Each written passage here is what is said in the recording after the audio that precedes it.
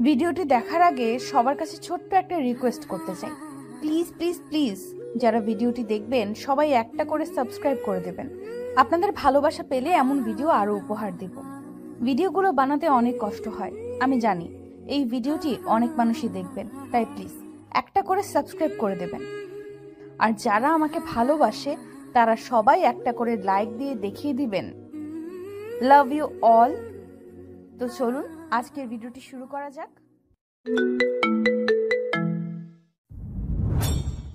জীবনে প্রথমবার বাবা মায়ের মুখোমুখি দাঁড়িয়ে তাদের করা অন্যায়ের প্রতিবাদ করায় আজ আমি বাড়ি ছাড়া হলাম। অবশ্য বাড়ি ছাড়া বলে ভুল হবে, আমি নিজের ইচ্ছেতেই বাড়ি ছেড়ে আলাদা থাকি, কারণ তাদের এমন অন্যায় মেনে নেওয়া আমার পক্ষে সম্ভব না।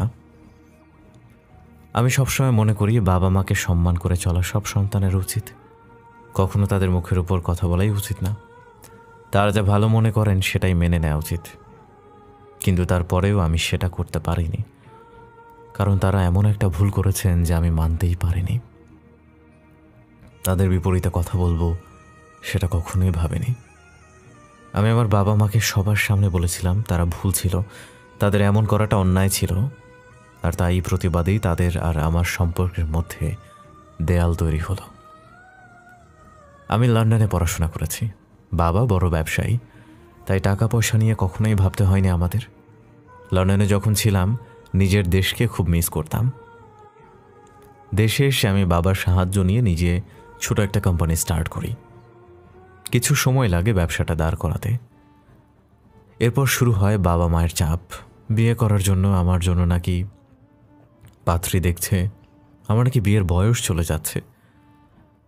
অবশেষে অনেকটা সময় পর গিয়ে রাজি হই।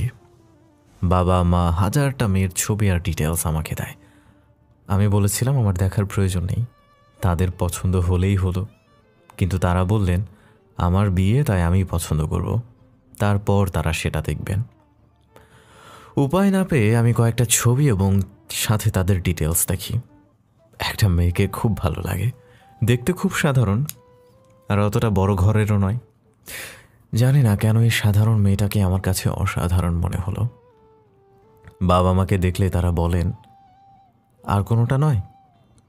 আমি বলি বিয়ে তো একটাই করব, তাই একটাই পছন্দ করলাম, দেখো তোমাদের পছন্দ না হলে বাদ দিয়ে দিতে পারো। বাবা মায়ের চেহারা দেখে বুঝতে পারি হয়তো মেয়েটাকে তাদের পছন্দ হয়নি। 2 দিন পর তারা মেয়েটাকে দেখতে গেলেন। আমার অফিসে কাজ থাকায় আমি যেতে পারিনি, তাই তারাই চলে যায়। ফিরে এসে আমাকে জানান যে তাদের মেয়ে পছন্দ হয়েছে। তাদের মুখ দেখে বোঝাই যাচ্ছিল এতটা পছন্দ আসলে হয়নি, কিন্তু হঠাৎ মত পাল্টানোর কারণ আমি বুঝিনি। মা বলেছিলেন যে মেয়েটা বড় কোনো বাড়ির নয়, কিন্তু দেখতে খুব মিষ্টি, তাদের খুব পছন্দ হয়েছে। শুনে খুশি হলাম, তারা সব ঠিক করে এসেছেন। আমার তো আগেই পছন্দ ছিল, তাই বারণ করার কোনো কারণও নেই। 2 সপ্তাহ পর আমার বিয়ে। এর মাঝে কয়েকবার মেয়েটার সাথে দেখা হয় এবং কথা হয়, কিন্তু একবারের জন্য আমি তাকে খুশি দেখিনি তার মুখে একটু হাসির ঝলক। ইনফ্যাক্ট না দেখেছি তার চোখে আমার জন্য ভালোবাসা, না দেখেছি আমার জন্য তার মাঝে শ্রদ্ধা নামক জিনিসটা। আমি ভেবেছিলাম হয়তো আমার মনের ভুল। দেখতে দেখতে অবশেষে বিয়ের দিন চলে আসে। বিয়ের দিন যখন কনের বাড়িতে যাই, আমাকে একটা রুমে বসতে দেওয়া হয়। বাড়িতে সাজ দেখেই বোঝাই যাচ্ছে যে তারা আমাদের থেকে অনেক কিছুই কম করেছে, কিন্তু তারপরে যা হলো তার জন্য আমি মোটেও প্রস্তুত ছিলাম না। একটু পর কনে মানে মাধবীলতা আমার রুমে আসে, বউয়ের সাজে সেজে আছে। আমি ওকে দেখে অবাক, কারণ এখন তো দেখা হওয়ার কথা না। তুমি এখানে? আপনার সাথে আমার কিছু কথা আছে, প্লিজ আমাকে ফিরিয়ে দিবেন না? হ্যাঁ বলো। আসলে কিভাবে বলি? বলো, সমস্যা নেই। আসলে আমি বলতে চাইছিলাম আপনারা যদি যৌতুকটা না নিতেন তাহলে আমার পরিবারের জন্য অনেক উপকার হতো। না হলে এই বিয়ের পর আমার বাবা মা সম্পূর্ণ পথের ভিখারি হয়ে যাবে। আমি তো শুনে অবাক, যৌতুক আবার কিসের? কি বলে ও? যৌতুক? হ্যাঁ, আপনার বাবা মা আসার পর আমাকে প্রথমে দেখেন, এরপর আমার বাবা মার সাথে কথা বলেন, তারা যা যা চাইছিলেন সব আমার বাবা মা মেনে নেন আমার সুখের জন্য। আমি আড়াল থেকে শুনে বাবা মাকে নিষেধ করলেও তারা আমাকে বলেন তারা সব ম্যানেজ করতে পারবে, আর এত বড় ঘরের সম্বন্ধ তারা ভাঙতে চাইছেন। আপনি কি বলবো, ওর কথা শুনে আমি অবাকের চরম পর্যায়ে। আমি তো যৌতুকের কথা জীবনেও ভাবিনি, আর এটা একটা সামাজিক অপরাধ। আমার বাবা মা এমন করেছে শুনে আমি নিজের কানকেই বিশ্বাস করতে পারছি না। মাধবীলতা আমার সামনে হাত জোর করে দাঁড়িয়ে আছে। আমি কিছু বলতে যাব তার আগেই আমার মা এবং মাধবীলতার বাবা রুমে আসেন। মা এসে মাধবীলতার গালে একটা থাপ্পড় মেরে বসে। বিষয়টা নিয়ে ভাবিস না, এটা বড়দের ম্যাটার। আমি মায়ের কথা শুনে অবাক। মাধবীর বাবা বিষয়টা মোটেও পছন্দ করেনি। আপনি কি করলেন? আমার মেয়ের গায়ে আমরা কখনো হাত তুলিনি, আর আপনি বিয়ের আগেই আমার মেয়েকে মারলেন। আপনাদের বাড়িতে বিয়ে দিলে আমার মেয়ের সাথে কি না জানি করবেন। দেব না বিয়ে আপনার বাড়িতে। এসব দেখে আমি হতভম্ব হয়ে গেলাম। এর মাঝেই বাবা এসে মায়ের কথা শুনে সেও মাধবীর বাবাকে বকাবকি করতে থাকেন।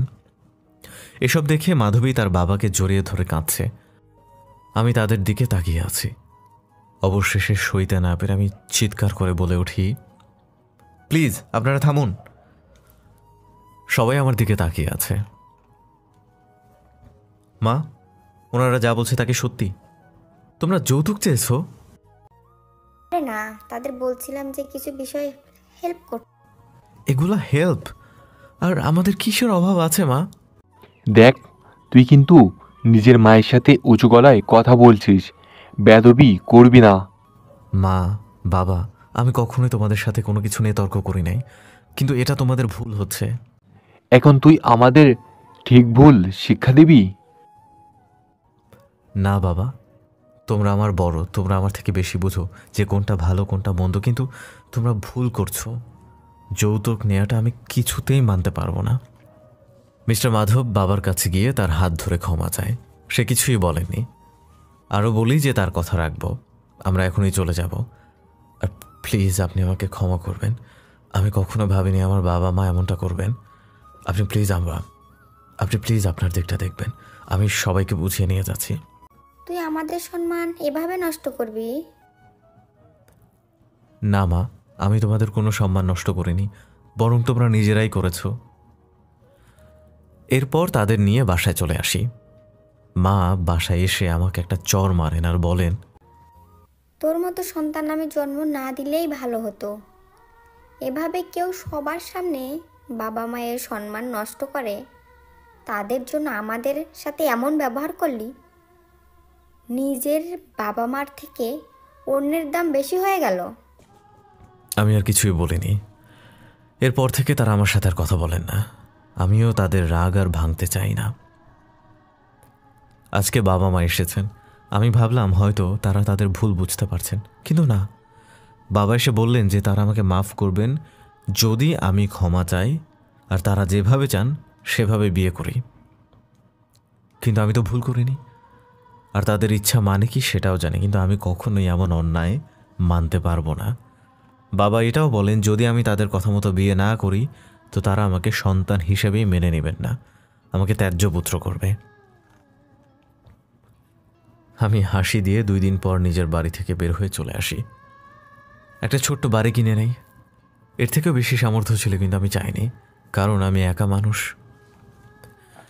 এরপর বাবা একদিন ফোন করে বলেছিলেন আমি যেন বাড়ি ফিরে যাই, কিন্তু আর যাওয়া হয়নি, কারণ তারা এবারও বলেছিলেন তাদের কথাই মেনে নিতে।